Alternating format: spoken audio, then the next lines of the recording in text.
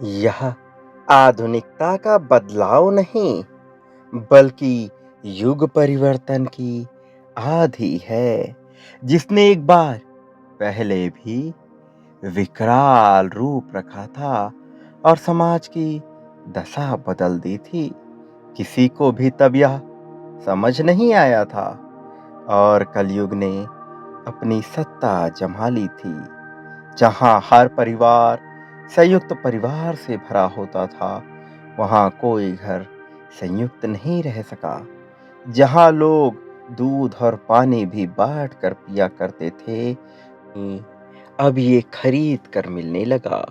ईश्वर कहते हैं, मेरे प्रिय पुण्य आत्माओं, आज समय आ गया है जागने का। मैं यहाँ तुम्हें वास्तविक सच्चाई से अवगत कराने आया हूँ, क्योंकि तुम जाग रहे हो, इसलिए इस बदलाव को महसूस करने में पूरी तरह से सक्षम भी हो। जैसे कई वर्ष पूर्व युग परिवर्तन ने हुंकार भरी थी, वैसी ही आधी एक बार फिर से चलने को है, जो समाज की दशा को पूरी तरह से बदल कर रख देगी।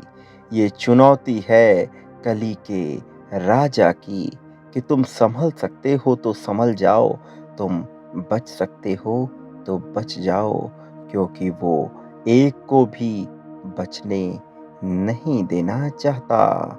इस युग परिवर्तन की आदि अब ऐसी चलेगी कि कोई भी समझ ना पाएगा।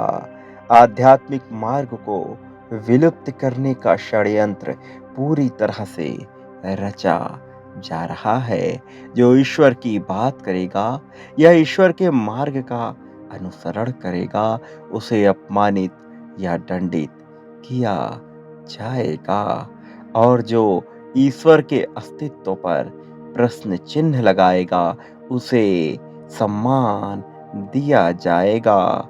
यही चाल है नकारात्मक शक्तियों की, जो इस कलयुग के संग में है। लोग परमात्मा का अपमान करना गर्व समझने लगेंगे, और कुछ तो स्वयं को ही ईश्वर मान बैठेंगे।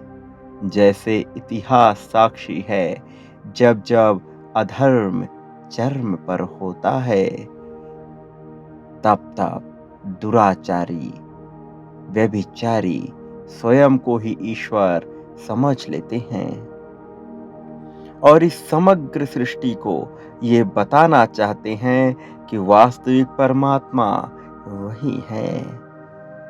मेरे प्रिय, समय इसी दिशा में आगे बढ़ रहा है, जहां परमात्मा का नाम स्मरण करने पर भी दंडित किया जाए।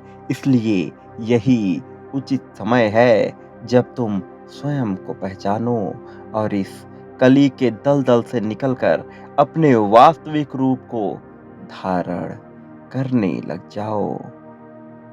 ना जाने आगे जन्म लेने पर स्थिति कैसी हो जाए।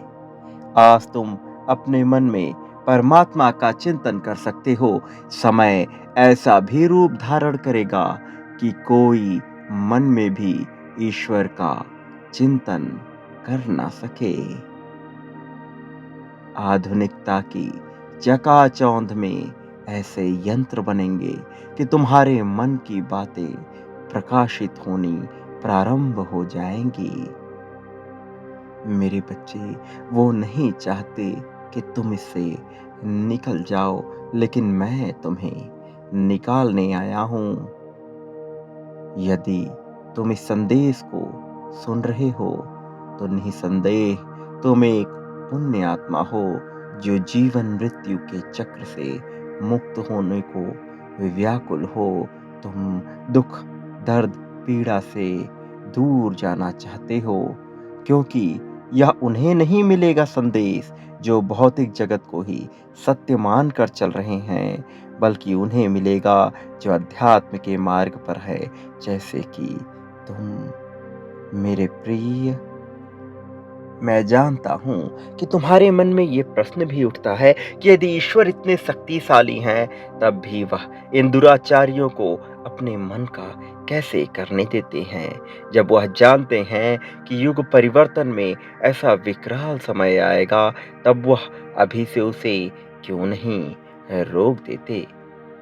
लेकिन मेरे बच्चे, ऐसा इसलिए है ताकि सभी के मुख पर चढ़ा हुआ मुखौटा उतर जाए और हर एक जीव अपना वास्तविक प्रदर्शन कर सके।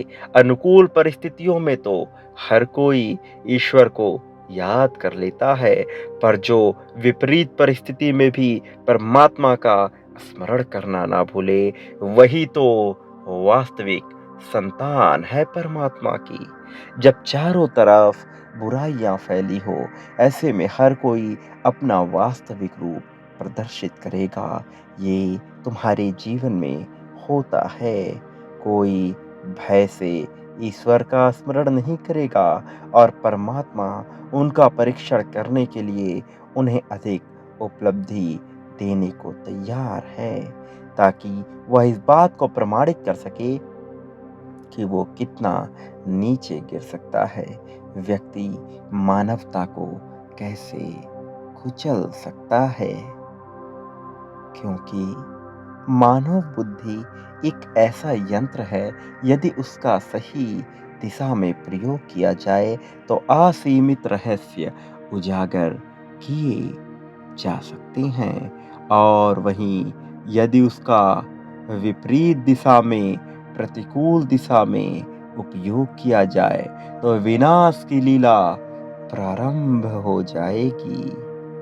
मेरे बच्चे, ऐसे में जब सभी अपने वास्तविक चरित्र का प्रदर्शन करेंगे, तब कोई विरला ही होगा जो उस स्थिति में ईश्वर का नाम लेगा, और वही होगा युग परिवर्तन का धर्म रक्षक। वही होगा ईश्वर की, परमात्मा की वास्तविक संतान। मेरे प्रिय, तुम इस समय काल के धर्म रक्षक हो, इसलिए मैं तुम्हें उस स्थिति में जाने से पहले ही निकालना चाहता हूँ। मैं तुम्हारे जीवन से दुख और पीड़ा को समाप्त करना चाहता हूँ। परमात्मा का आवश्यक संदेश तुम तक पहुंचता रहेगा। मेरे बच्चे, ये चैनल तुम्हें संदेश देता रहेगा। इस वीडियो को लाइक करके आगे बढ़ो। मैं तुम्हें उस विपत्ति में परीक्षण के लिए नहीं भेजना चाहता। तुम मेरी प्रिय संतान हो और विशेष उद्देश्य से इस धरा पर उतरे हो, इसलिए स्वयं को पहचानो। तुम पहली बार तो इस धरा पर नहीं आए हो, इससे पहले भी तुम यहाँ आ चुके हो। तुम्हें इसका आभास नहीं है, लेकिन तुम्हें इसका आभास होने वाला है। अब साधारण मानव की भांति तुच्छ चीजों के पीछे भागना छोड़कर अपने कर्म पर ध्यान लगाओ। तुम्हारी आत्मा का जो उद्देश्य है, उसे पूरा करो। मैं तुम्हारी पीड़ाओं का अंत अवश्य करूंगा और तुम्हें विजय के मार्ग पर लेकर जाऊंगा, और तुम्हारी आध्यात्मिक जागृति को इतना प्रबल कर दूंगा कि कोई भी तुम्हें हिला ना सके, क्योंकि अब तुम्हें इसी समय काल में मुक्त होना है। तो इसी समय अवधि में सारे कार्य पूर्ण करके तुम्हें मैं सारी चिंताओं से मुक्त करा दूंगा और तुम्हारी प्रतीक्षा करूंगा, ताकि तुम अपने वास्तविक धाम को लौट सको। मेरे बच्चे, यदि तुम्हें ईश्वर पर विश्वास है, तो आगे बढ़ो और कहो कि मैं आध्यात्मिक मार्ग का अनुसरण करता रहूंगा। मैं मुक्त होना चाहता हूँ। मैं खुशियाँ चाहता हूँ। हे ईश्वर, मुझे मेरे आत्म उद्देश्य से परिचित करवाइए, ताकि मैं उसे पूर्ण कर सकूं।